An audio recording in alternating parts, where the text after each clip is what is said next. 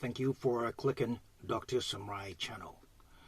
In this video, I would like to discuss necrophilia as a British hospital worker who admitted to murders of 2 women, also admitted to sexually abusing 99 female cops. My name is Dr. Samurai. I'm a professor specialized in international social pathology and also an active prison counselor of 20 years experience. As usual, I would like to provide you brief basic information first and then like to move on to our main discussions in the latter half. Hoping this video will help you deepen your understanding of what the human beings are. Are you ready? Okay, let's start. The topic is necrophilia. I'm referring my video to an article written for Insight Online by Mr. Joshua Zitzer, titled "A Necrophiliac Who Sexually Abused 99 Cops in Hospital Mortuaries over a 12-year period is jailed for double murder." As I have said, this British hospital worker, whose name is David Fuller, admitted to 1987 double homicides of women. Yet he also admitted to sexually abusing corpses of 99 women. And he says he used to work late shift, and after other staff members left, he prowled the morgue. It is reported that hard drives and handwritten diaries hidden behind his furniture detail the ages of those he molested between 2008 and 2020. Youngest was child aged 9. Oldest was a 100-year-old woman. He did all that at the hospital morgue when he worked as a technical supervisor. And so far, out of 99 potential victims, 78 have been identified. This is it from this article. Oh, if you like this kind of discussions on social pathology, please click that green and yellow good luck charm logo. Let me continue. There was another outstanding case that happened in 2015 in the United States. His name is Kenneth Douglas. He also admitted having sex with more than 100 female corpses while he worked in a Cincinnati morgue. It is reported Douglas previously served as a pallbearer and a rifleman for soldiers killed during the Vietnam War, and is married furthermore. And this information comes from an article written for Heavy Online by Mr. Paul Farrell, titled "Kenneth Douglas, 5 Fast Facts You Need to Know." According to this article, he raped dead women and had access to corpses for 17 years. He smoked crack at work before having sex with the corpses. His wife said Douglas reeked of sex after work. He was first convicted in 2008 of sexually abusing a corpse. He had sex with the murdered pregnant corpse on the very day she died. Now I would like to get into our discussion. The word necrophilia means loving dead body. It means attraction to dead bodies and also having sexual intercourse with dead bodies. And in my discussion, I would like to focus on having intercourse with dead bodies, especially why they are attracted dead bodies. Reliable research allegedly started with the Abraham A. Brill. According to an academic article titled Necrophilia and Understanding, written by Pradeep Kumar, Sushma Ravi, and that Abraham A. Brill stated necrophiliacs were psychotic, mentally deficient, and incapable of finding consenting partners. And he says the causes of necrophilia is 1. Intense fear of interacting with the potential living partners. They view corpses as emotionally and physically non-threatening. And 2, corpses cannot reject, disagree, or manipulate or abuse them.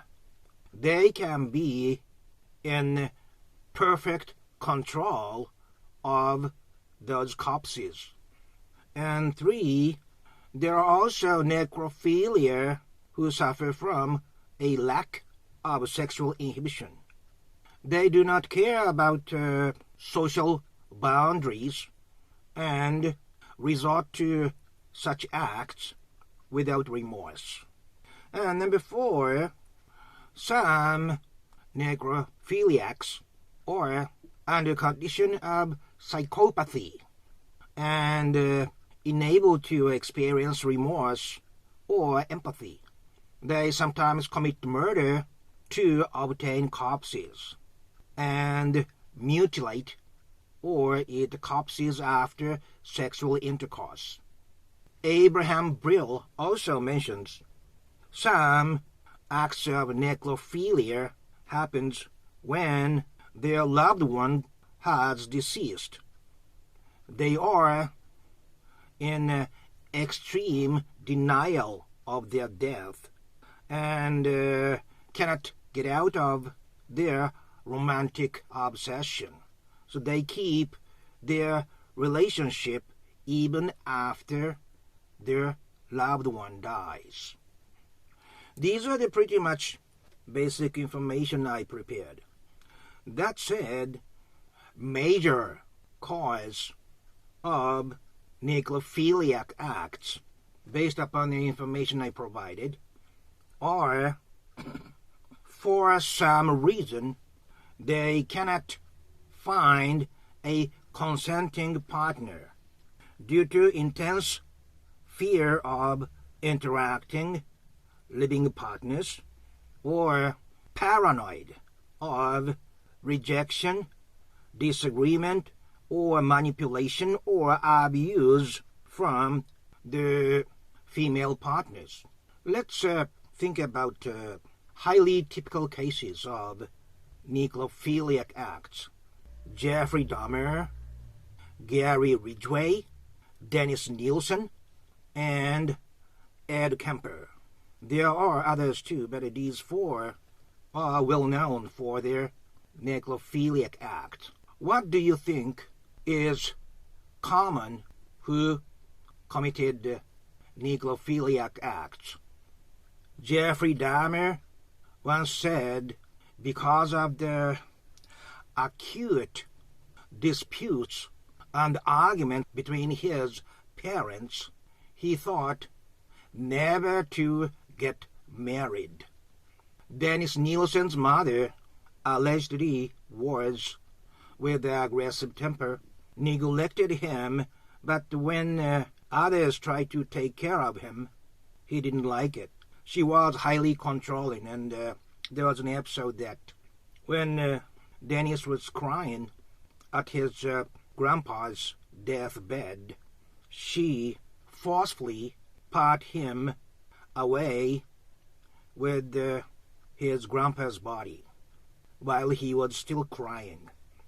Gary Ridgway, his mother, was overbearing, and when he wet his bed, she allegedly placed it at a window so that people outside could see it, and she could humiliate him.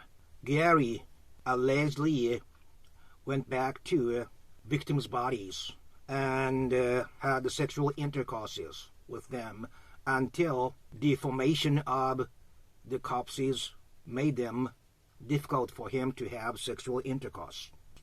And finally, Ed Kemper, because his mother separated from her husband, she did not like Ed, who reminded her of parted husband. And Ed physically became so big and tall. It is alleged that she was afraid of Ed doing something wrong on his sister. So she put Ed in the basement space and locked him up so that he couldn't come out during the night. Ed killed 11 women.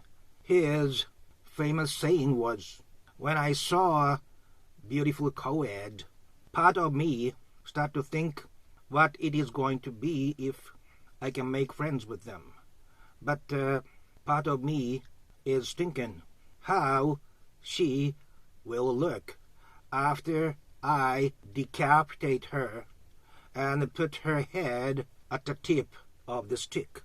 His 10th victim was his mother, and because he completed his retribution to the original source of offense, which was his mother, his serial murder urge stopped there. But due to the force of habit, he killed one more, which was his mother's friend who visited his house. Now I have told you brief background of each serial killer who committed necrophiliac acts. What seems to be in common among these people? Which is overbearing, highly controlling, aggressive, and oppressive mother who was always dissatisfied, probably with herself.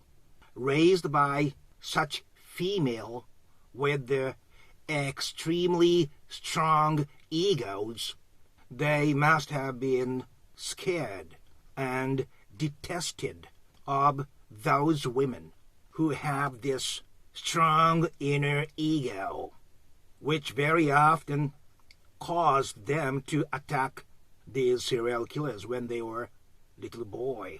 They hated egoistic women, and to them all women could be egoistic and aggressive, could attack them anytime if they are alive.